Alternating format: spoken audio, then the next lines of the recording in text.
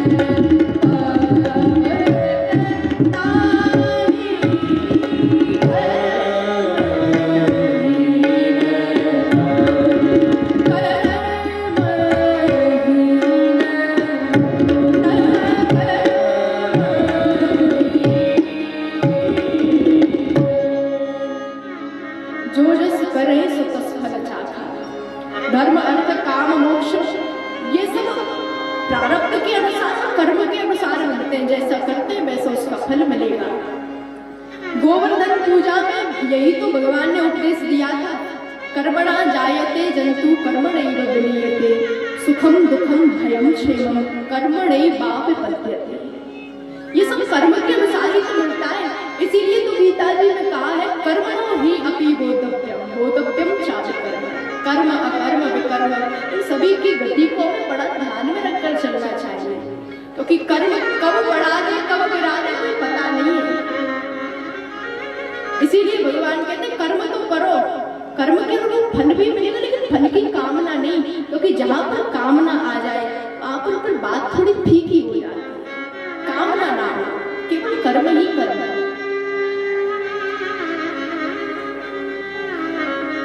कर्म हो लेकिन कर्म के फल की इच्छा ना हो, और यदि फल की इच्छा नहीं है तो ऐसे भक्त को तो भगवान खुद मिलने को ललायत रहते। एक घटना आती है, राका और बाका नाम के एक पति पत्नी थे। दोनों बड़े निर्धन, बड़े गरीब थे। नारद जी ने देखा उनकी दशा इतनी निर्धनता में थी कि उन्हें दया आ गई। भगवान से कहा, बोले महाराज तुम इतने गरीब हैं, तुम्हारे इतने बड़े भक्त हैं, तुम इनकी कुछ सहायता ही कर देते। वन में लकड़ी काटने के लिए जाते, देखा तो एक दिन लकड़ियों का भगवान ने काट करके एक गड्ढा बना करके रख दिया कि आएंगे ले जाएंगे। लेकिन उन्होंने देखा तो पूरे वन की लकड़ियां कटी हुई थी, गठरियां अलग अलग बनी रखी हुई थी। मन में विचार लिया कि कोई और की हुई है, न जाने कैसे उसने मेहनत करके बनाई हुई, इसलिए छोड़ दिया, जबकि भगवान ने उन्हीं के लिए रखी थी। छोड़ दिया और आगे गए। भगवान नारद जी ने कहा, महाराज क्यों आपने व्यवस्था नहीं की? भगवान ने कहा कि नारद ऐसे भक्त से तो मैं भी हार जाता हूं। अब तुम ही बताओ, मैंने लकड़ियां रख दी कि मेहनत नहीं करनी पड़ेगी, भूखी तो वो ली नहीं। नारद जी के कहने से भगवान ने एक सोने की कुछ मोहरें थी, वो पोटली मार्ग में डाली। भगवान की प्रेरणा से दोनों जा रहे थे। आगे आगे उसका पति चल रहा था, पीछे से उसकी पत्नी बांका जा रही थी। उसने देखा सोने की मोहरें पड़ी हुई हैं। उसने कहा कि कहीं मेरी पत्नी के मन में स्वर्ण को देखकर कोई विकार ना आ जाए, इसीलिए उसने अपने पैर से धूल के द्वारा उसे ढकने लगा, क्योंकि पीछे आ रही है, निर्धन है, कब मन बदल जाए पता नहीं है, इसीलिए ढक रहा था कि कहीं मन में लोभ विकार ना आ जाए। पीछे से बांका चली आ रही थी।